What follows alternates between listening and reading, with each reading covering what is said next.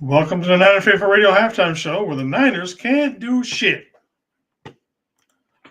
Ugh.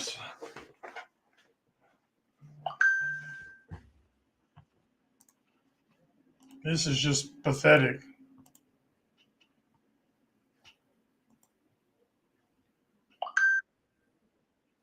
Lawrence back to throw. Thomas down to about the 7-yard line.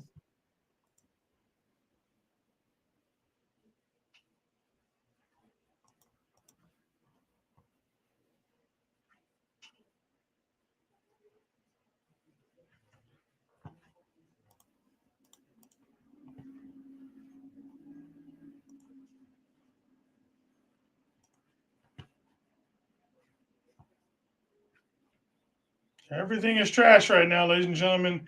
Everything is trash. All right, here we go. They've got offsides. Big old offsides on the Jags.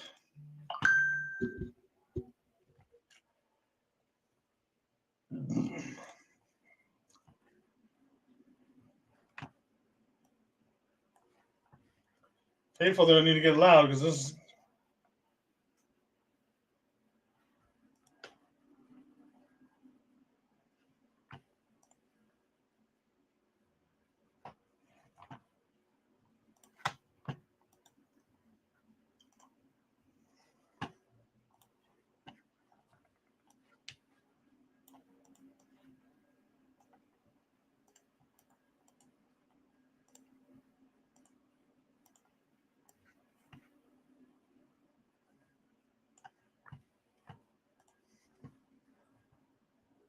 All right, here we go.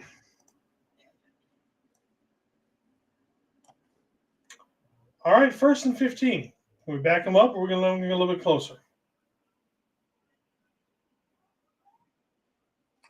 All right, Lawrence back to pass. Not getting much pressure.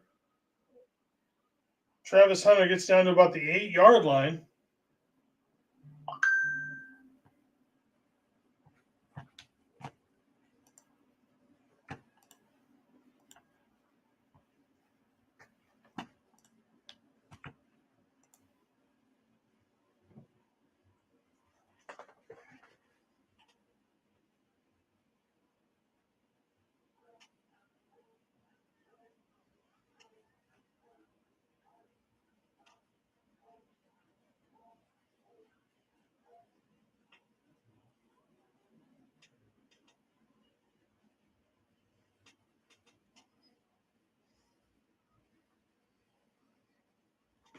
Let's see what we can do. They got 2nd and 5 coming up here. They're just going to run the ball down and take the field goal.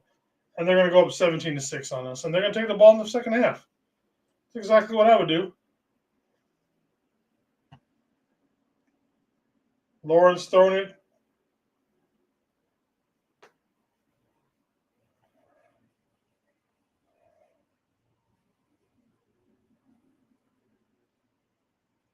Well,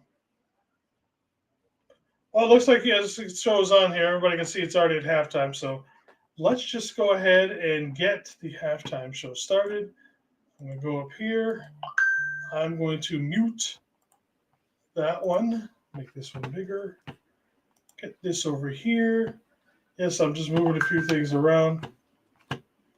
Hi, everybody. Welcome to the Niner Faithful Radio Halftime Report, where the San Francisco 49ers look like absolute crap right now. There's absolutely nothing.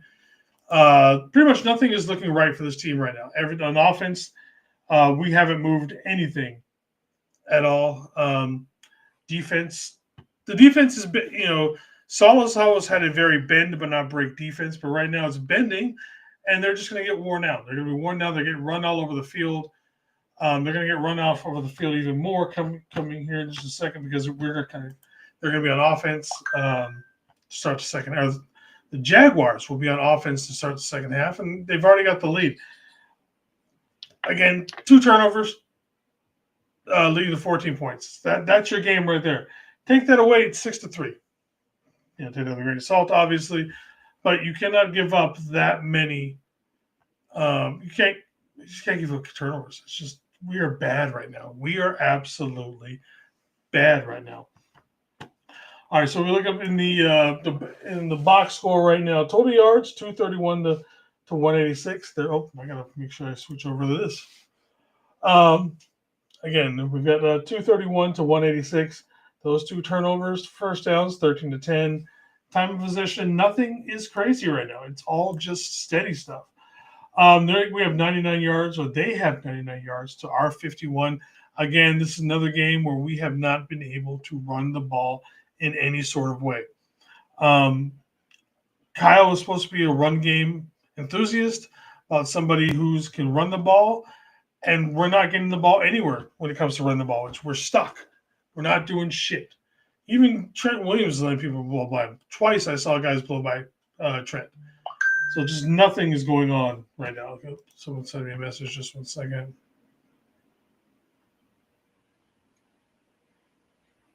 Oh, okay. Sorry, I was kind of. What's going on with the offense, Thomas? I don't even know at this point. I mean, you can say. I mean, other than missing Kittle, you've got pretty much everybody there. You've got Purdy. Granted, we don't know how much of Purdy is hurting right now with his quote unquote turf toe. I think they've done everything but call it turf toe. But as far as to what's going on, I don't know. We can't get any push in the run game. It just goes nowhere. Our offense right now consists of, can Ricky Pearsall make a huge one-handed catch down the field to move the chains? That's really about what our offense is right now. And then, as Brock throws, what we used to call Brock is starting to throw those same balls that we used to all yell at Jimmy about with those high medicine balls. We're going to get somebody hurt throwing those kind of balls. So it's the same shit going on with that. Brock has typically been better than that, which is why it shows. I mean, I know he did miss Braden Willis in the end zone. Yes, he did miss him. Braden Willis was wide open, but if you also look on that play, Eric Armstead was right in the face. Eric Armstead and the other defensive tackle were right in the face of Brock on that one, so he probably just never even saw it. So, yeah, welcome in. Passing yards, we got 132 to 135. Again, let's see. How much of those is just Ricky making fucking one-handed catches all over the place? Ricky, 4 for 66, yeah. CMC, who's become our second leading receiver because no one else wants to catch a ball, has had a couple of drops. Juwan Jennings has had a couple of drops. The one in the end zone was a tough catch, but he's got to make that one. Big players make big plays. He should have definitely made that play. Also, with the couple of drops, Tonjes has dropped one. Obviously, the two turnovers. We had Farrell with the fumble. After that, he should have just went down on that one. The interception Brock threw to towards CMC. I understand what he's trying to go with that one. And had he thrown it lower, he gets that ball, and CMC probably catches it. It's just right off of there. But again, Brock has been doing this whole. See, does it look better this way? Oh yeah, it looks much, much better that way. Brock has just been throwing it high since he's come back. He's even started the season that way. So let's go back up to here again. No sacks to either teams. Obviously, the one interceptions, the one fumble loss, penalty yards. We've had more fumbles on their last touchdown drive. They didn't go 80 and 90 some yards. They went 107 yards if you add in the fact when they got pushed back for penalties. So they went longer than the actual field. We could not stop them. Now there was a couple of missed tackles on that play, on that drive, but just otherwise just looking like absolutely crap. How do we fix it? I don't know. I would typically say, this is the kind of game where you want Kyle to come out, start running the ball, play some clock control offense, but we're behind now. And we could be behind even farther depending on how the Jaguars come out in the second half because they are getting the ball in the second half. The defense, I don't think the defense is necessarily playing terrible. They're just getting no support right now from the offense. Putting them in bad positions. They have made a couple of bad penalties. That one ball by Travis Hunter. Was that catchable? That's debatable. He even looked like that. What's up, Mr. McNiner? And saying we look like shit is an insult to shit because shit looks better than this. So yeah, how do we fix it? I don't know right now, because the idea of getting this game back in control by running the ball, we can't run the ball, and then we're throwing the ball, we're just throwing dink and dunk kind of things. We're getting 5 yards. We're dropping the ball constantly. We hand it off. We might get 4 or 5 yards on one play, and then we're going backwards. So I don't know what we got to do to get this. I mean, like I said, you have at this point your full complement of weapons on this offense. Yes, you are missing BA, but right now to me, BA is a non-factor considering we don't even know what he's going to be like when he gets back. Like I said, this offense right now consists of, can Ricky Pearsall make an amazing one-handed catch to move the ball or to move the sticks 15, 20 yards, and then that's about it. David, 2 turnovers, a special yeah. Again, we supposedly upgraded this. Like I said, I'm not going to put most of this on the defense. The defense has played decently. They haven't played great. But like I said, when you're getting no help on the offensive side of the ball, your defense is going to get tired. They're probably starting to wear out a little bit. And Jacksonville's going to come out and just start, ETN, what is he averaging right now per rush? Probably about 15 yards.